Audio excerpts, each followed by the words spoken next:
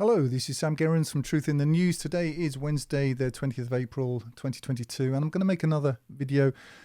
In this one, I'm going to see if I can hit on 2 or 3 different articles at the same time, because we're drowning in this stuff. There's so much of it. I don't know how much of this kind of commentary people can take, or how much of it I can take, to be perfectly honest. But I've got a bit of time has freed up because I'm spending less time fighting with the technicals of this, and I can actually concentrate on content, I hope, outside of my main interests, which is actually nothing to do with what I'm doing here.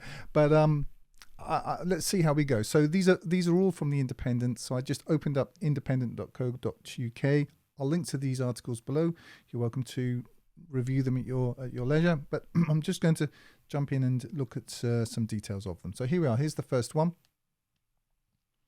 This is called Russian captain of Black Sea landing ship killed in Ukraine invasion in latest blow for Putin. So just very briefly, I didn't know this because I'm not a military expert, but I'm certainly building up a kind of amateur understanding of it as we go. I'll just read the first bit. Captain Alexander Chirova died from wounds sustained in a battle with Ukrainian defenders. I mean, defenders. Okay, I suppose you will allow them that. According to the governor of Sevastopol, Mikhail Vrazvozhayev, Chirova was the commander of Caesar Kunikov, a landing ship in Russia's Black Sea Fleet. Now, Mr. Vrazvozhayev told Russia's state-owned TASS news agency. I mean, just so you know, just to put it in context, when it talks about state-owned and all the rest of it, yeah, when it talks about state-owned, the BBC state-owned, just so you know, and all the so-called non-state-owned ones. I mean, if you look into them in any depth, they're all basically singing from the same song sheet. But anyway, today we say goodbye to Alexander Grigorievich Chirova. I would think the surname is pronounced. His courage, professionalism and experience saved the lives of the crew members. It has not been confirmed, blah, blah, blah. Anyway, the reason why I'm mentioning this is a point that Scott Ritter made, and look him up on YouTube, search the results by upload date, and you can find what he's saying is excellent. That when ranking officers are killed, surprisingly, this isn't, I mean, obviously, to some extent, of course, it is a blow for the army, but in terms of morale, it's one of the greatest morale builders that you can possibly have. And the reason for this is that this isn't like a NATO war where the armies are, the army commanders are in some bunker somewhere telling young, farming boys from the south to go and get shot for another war for a country which isn't even America. It's not that kind of scenario at all. These are ranking officers, high officers, who are with the men, taking the same risks as the men are taking. So just so you know, just for context, that's an incredible morale builder. Obviously, it's a tragedy for that man's family and so on, but I thought that was worth mentioning. Anyway, let's move on to the next one. Just briefly going to have a look at this one. Ukraine News Live. Russia bombs hospital sheltering 300 people in Mariupol. What is true, just so you know. I don't know if you do. But Russia has actually extended 2 ceasefire periods to the soldiers, the Ukrainian soldiers who are in the Azovstal factory. I don't think that they've availed themselves of them, although I do know that large numbers of Ukrainians have surrendered. One batch certainly did from within Mariupol. If you follow my Telegram channel, you can see I've got the evidence for this. You've got all of that. But what did happen was I think it was 140 civilians who lived next to the Azovstal factory made use of this period to get out of Dodge, and the Russians helped them do that. Russians, if you don't know, their entire policy in Mariupol has been to go in soft and to actually taking this is actually one of the reasons why I'm doing this, because the lies we're used to, the West lies, it just lies, can't do anything else. I mean, it has no content, it has no morals. Lies, just, you expect it. But it was the lies to do with Mariupol that pushed me over the edge into doing this, because there are Russian mothers whose sons will not be returning home, precisely because Russia isn't doing in Mariupol what the Western 13-year-old girls with their hissy fits are claiming that it's doing. Russia could have leveled Mariupol in 5 minutes if it wanted to. It had no interest in doing that for many reasons. One of those reasons is that it's collecting evidence against the West. It doesn't want to cast itself in the light of war criminal. Now, no matter what screaming and shouting goes on in the West at the moment, Russia's playing the long game. I mean, there are going to be trials, I would imagine, on some level. And whatever format that is, the West will be found guilty of supporting Nazism, creating biological weapons factories in Ukraine and many other places. I mean, a whole litany of stuff which is going on. So Russia has no interest in that, with that level of granularity and that level of accounting of committing war crimes. I mean, there are lots of reasons why it wouldn't have nothing to do with morality. This is just a ridiculous claim. So just to say that. So, I mean, let's just kind of have a quick look at this and then move on to the last one. Ukrainian troops have accused. Oh, fact? No, it's an accusation. I see. Have accused Russia of bombing a hospital sheltering up to 300 people in the besieged city of Mariupol. Besieged, I don't know if that's quite the right term. Mariupol has been taken by Russia entirely, apart from parts of the Azovstal plant. The Russian military dropped heavy bombs on the steel plant. Yes, that's true. And hit a, quote, improvised hospital, end quote, the deputy commander of the Azov regiment said. Now, I can't speak to whether this is true or not. I can imagine that it isn't, purely on the basis of the fact that the Ukrainians have everything pretty much they've said, according to Colonel Doug McGregor, is shown within 24 to 48 hours to be a lie. Remember lies? Yes, well, that's what they are. So that's what they're telling. They're telling lies. So that's kind of the scenario. However, even if it does turn out to be true, what is also true is that, just connecting something here. What is also true is that war, people do die in war, and it is a tragedy. There's no question about it. And when that happens, then, you have to accept that there are a certain amount of casualties that happen. Certainly that's been the case in every war that America's ever fought. It's the case now. And, is it a tragedy? Yes, it is. And I totally accept that. But we don't really have any facts right now, except the word of a totally discredited party, being the Ukrainians, whose every single word the West waits with bated breath to hear what they've got to say next. Anyway, let's just see if we can just get through the rest of this. The bombing of the hospital was also reported by Serhiy Tarouta. They have to keep changing Russian Ukrainian names. The former governor of the Donetsk region. Okay, I'll just translate that. Probably the guy that the Russians got rid of. He said that the hospital shelters up to 300 people, including wounded troops, civilians, and children. It comes as Mariupol's mayor this morning announced. Okay, unrelated item.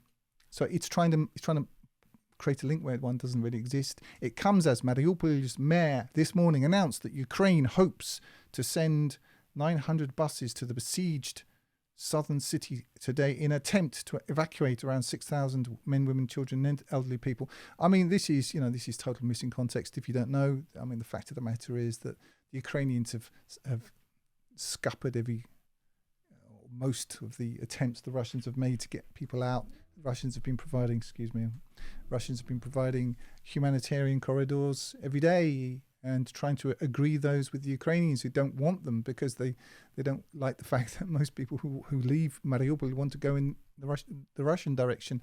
So, I mean, there's a ton of missing context here. If you don't know about it, it's time to do a bit of basic research. I haven't got time to go through all of this in detail because it's just so foolish. Mr. Vadim, yeah, okay, here's another one. Mayor Vadim Voichenko, who has left Mariupol, said he hoped. I guess perhaps this is the mayor. Yes, it is Mayor Vadim. So he's left. Oh, he's the rat who's jumped off the sinking ship. The Ukrainians, who has left Mariupol, so let's consider the source, has said he hoped a preliminary agreement with Moscow on establishing a safe corridor would be firmed up and hold. What you mean, like all the hundreds of attempts that the Russians have made to agree with Ukrainians who've just messed around and cost, thousands of lives, leaving aside the fact they've actually been, targeting civilians, sniping, killing them. And if you think that I'm making some wild claims here, go to Patrick Lancaster's channel. There's somebody who's really on the ground, and he talks to Russians. He doesn't ask them leading questions. Quite frankly, he can't. He doesn't have that command of Russian. And he has enough Russian to ask them, who are you and what have you got to say? And they just tell him all about it, pretty much. That's it. And they do tell him all about it, and you can discover all of that if you look on his channel. I'm not telling you which video to look at because it's updated on a daily basis and there's tons of it. So look at it for yourself and come to your own conclusions. Anyway, I think we can pretty much, put the rest of this down to the same sort of tosh. Yeah. Okay. We'll jump into the last one that I want to look at now, which is this one. Okay. So British soldiers captured in Ukraine should not have been there, UK minister says. Yeah, that's right. They shouldn't have been there. 2 British fighters captured by Russian forces in Mariupol, quote, should not have been there, end quote, a UK minister has said, despite at least one of them officially serving in Ukraine's army. Well, I would take issue with that. They've both been identified as mercenaries by the Russians. I think that designation pretty much holds up. I know that one of them, Aydin Aslin, is married to Ukrainian. Whether that is translated into Ukrainian passport, I can't say. If it has, then perhaps this has some validity, but that's one case. There are hundreds. In fact, if my memory does not deceive me, around 6,000, according to the Russians, foreign fighters fighting in Ukraine. Those are mercenaries. There's no question about it. Now, this will try to muddy the waters of that objective fact, I'm sure, but that's the reality. So let's just carry on with this. Sean Pinner, 48, and Aydin Aslin, 28, appeared in separate videos on Russian state TV on Monday, asking to be exchanged for a captured ally of Vladimir Putin held in Ukraine. Asked on Sky News whether a possible swap was something the government could get involved with, Northern Ireland Minister Brandon Lewis said, quote, we are going through the process of sanctioning people who are close to Putin's regime. We're not going to be looking at how we can help Russia. I'll just give you a bit of kind of context with this. What's the name of this chap that they keep talking about? Let's just see if they've actually named him. Medvedchuk. He's a pro-Russian politician and oligarch. You may not get this kind of sense because unless you speak Russian, you won't have access to the kind of channels that I have access to. But the feeling on the street, if you want to know what it is totally against anything to do with Medvedchuk. Who cares about him? I think that would be a fairly strong Russian position across the board. I can't speak for all Russians, but that's certainly the impression that I get from the sources that I listen to. Those are not official sources. Those are, I suppose, the Russian equivalent of people like the Duran, that sort of thing. So very informed, non-official presentations. That's what that is. They shouldn't have been there. It's an illegal act to be there. Obviously, anyone would have sympathy with somebody who has been taken hostage, but we have to make sure that we follow proper processes. Yeah, at least one of them is a mercenary, and the other one is if he doesn't have Ukrainian citizenship. Mr. Lewis said he did not want to comment on the specific situation of the two men. He added, we always have responsibility for British citizens, which we take seriously. What, so seriously that that Liz Truss, that phenomenally and quite embarrassingly overpromoted moron, encourage them all to go off and fight. We've got to get the balance right in Ukraine, and that's why I say to anybody, do not travel illegally to Ukraine. That is not the way to do it. Well, that's not what you were saying a month ago, or at least that's not what certain very high-profile people in the British government were saying a month ago. Both Britons are understood to have been living in Ukraine before it was invaded. Well, they may be understood, but that's not a fact, but we don't know, so let's find out. And had been both serving as Marines in Ukraine's military. Well, that's not the position. I've listened to the interview with, what's his name? Aiden. There's a British chap who interviewed him. Go to my Telegram channel. In fact, join it anyway, because I'm going to probably get kicked off YouTube sooner or later. Anyway, so you might as well join it now if you want to follow my stuff. It's on there. I link to it. And he doesn't say that he was a member of the Ukrainian Marines. He says that he joined up because Liz Truss thought it said it was a good idea, or words to that effect. It's not the case that he travelled to Ukraine to fight, which is what the UK government had previously warned about. No, that's what the UK government previously encouraged people to do. It may have changed its tune since then. And that's certainly not, as I understand it, his position. He did live in Ukraine. That bit's true. But they are muddying the waters here. Mr. Pinner, and this case I can't speak to because I haven't seen him interviewed, a former Royal Anglian soldier who is originally from Bedfordshire, was captured in Mariupol while fighting with the Ukrainian Marines.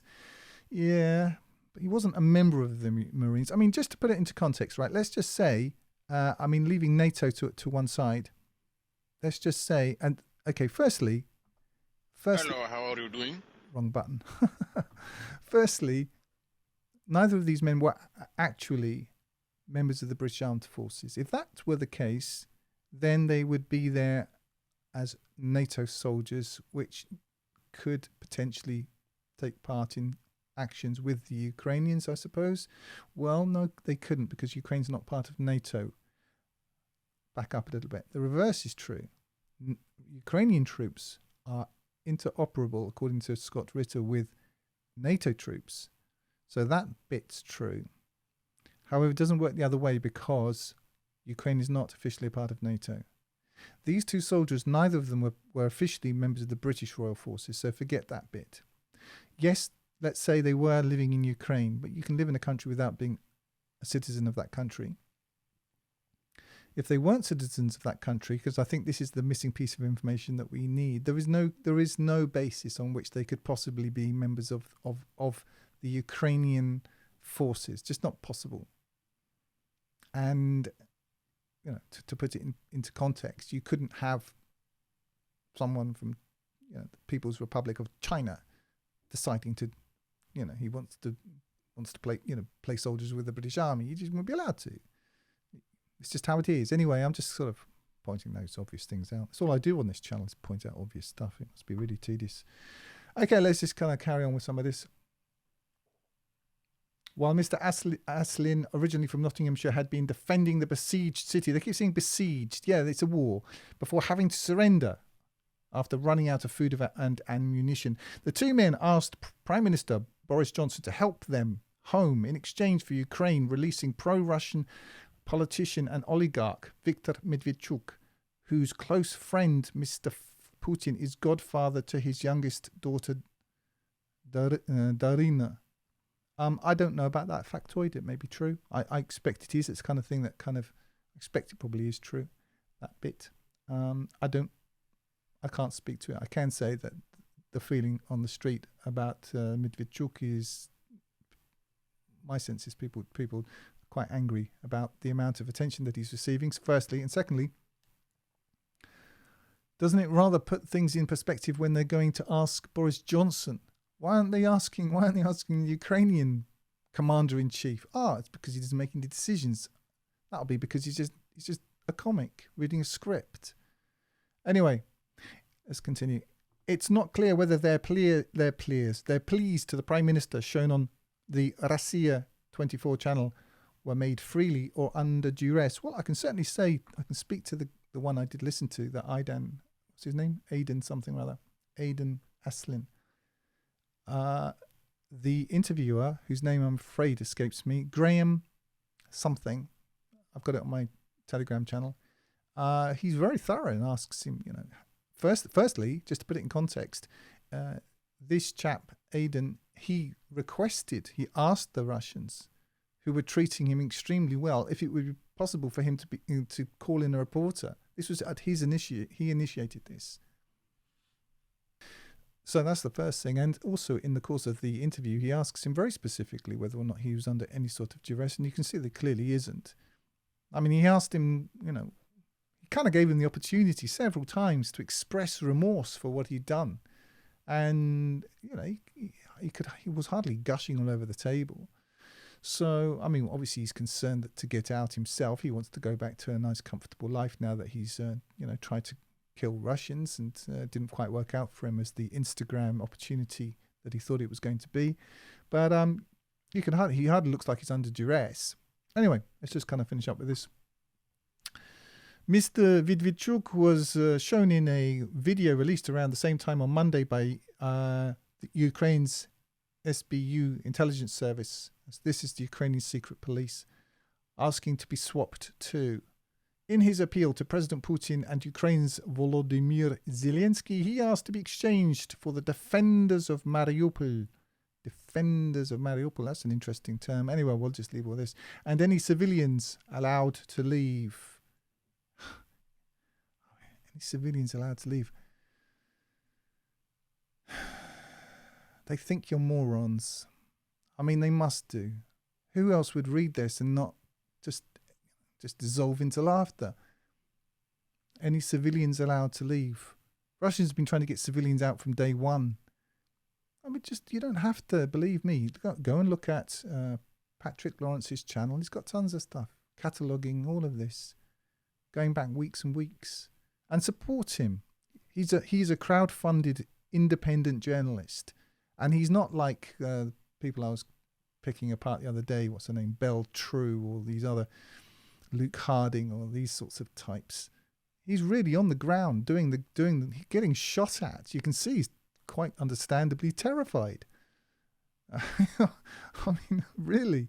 But if you want to know what's actually going on, what the people of Mariupol actually have to say, that would be the place to start, not the independent in italics.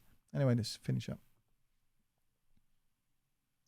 Mr. Pinner's family explained he was not a volunteer or mercenary who had travelled to Ukraine, but instead was an official member of the Ukraine army who relocated to the country 4 years ago.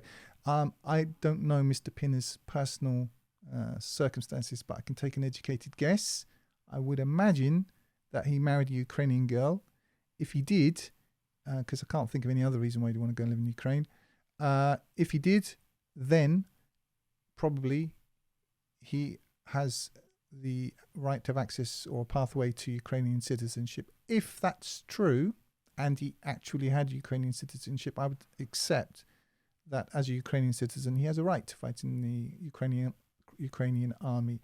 But depending on how you pass this particular sentence, it means different things.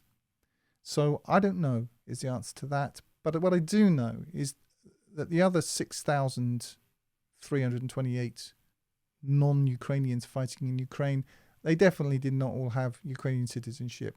I'm certain of that. I think we can agree that that's the case.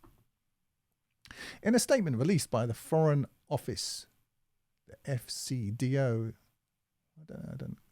His family said, quote, Sean was a well-respected soldier within the British Army. Yeah, but he's not now, though, is he? In the Royal Anglian Regiment for many years, he served in many tours, including Northern Ireland and the United Nations in Bosnia, with the United Nations in Bosnia. Okay, so he's been killing people for a long time, but it doesn't change any of the facts. This doesn't mean anything. In 2018, Sean decided to relocate to Ukraine to use his previous experience and training within the Ukraine military. Yeah, I expect he did. I mean, first, he can't do anything else. But secondly, who cares? Unless he's a Ukrainian citizen, this is all nonsense. Doesn't mean anything. But, they don't expect you to hold on to any of that because you're too stupid. Sean enjoyed the Ukrainian way of life. Oh, my heart bleeds for him. It must have been terrible that he had to give any of that up, and considered Ukraine as his adopted country. Over the last 4 years, during this time, he met his Ukrainian wife, who I thought, yeah, that was a good guess, who is very focused on the humanitarian needs of the country. Well, that's a big surprise there, isn't it? Right. Now, there's a little bit of kind of deceit going on here, I think. He progressed into the Ukrainian Marines as a proud member of his unit.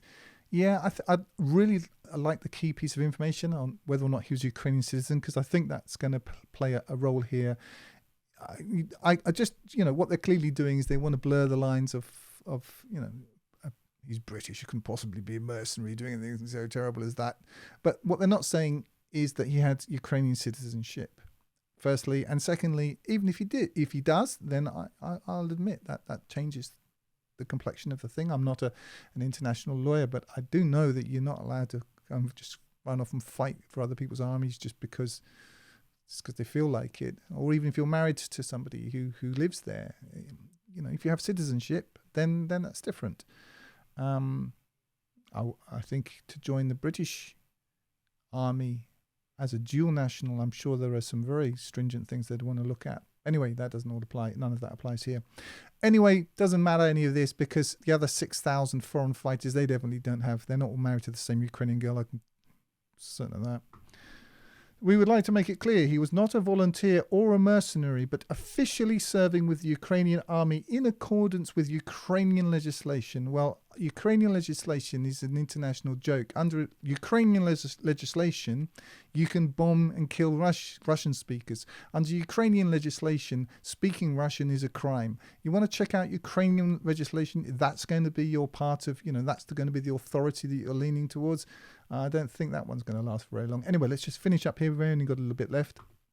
Mr. Pinner's sister, Cassandra Pinner, Cassandra complex, reportedly suggested his family had been in discussions about a potential prisoner swap. She told the Daily Mail, quote, "A prisoner exchange is a move that is being considered, not necessarily with Viktor Medvedchuk, but is something being discussed." Everyone talks in this kind of non sequiturese, don't they now? Nobody speaks in complete sentences. I don't know. I suppose it's because I read books. I don't like it. Who cares? Carry on. The Independent, in italics, it has approached the Foreign Office, without italics, for comment on whether Mr. Aslin is a serving member of the Ukraine army. So, those sleuths. Hold on, we need some sleuth noises. I've got some Scooby-Doo sleuth noises. Come on, Shaggy. We've got to stop him. I think we found ourselves a clue. It'll take more than a silly superstitious curse to scare us off. Would you do it for a Scooby snack? Yeah, they'll do it for a Scooby snack. These are Western journalists. They'll do anything for a Scooby snack. So the Scooby snack addicted sleuths have approached the Foreign Office for comment on whether Mr. Aslin is a serving member of the Ukraine army. But it doesn't matter what the Ukrainians say about it. As I say, the Ukrainian legislation is a joke. Anyway, I think the Russians will have a view on it. What they're trying to do here is muddy the waters, but they think you're too stupid to notice. So, and anyway, you haven't got a memory, so you'll have forgotten in about 7 minutes when they come out with a new lot of stuff that doesn't make any sense either.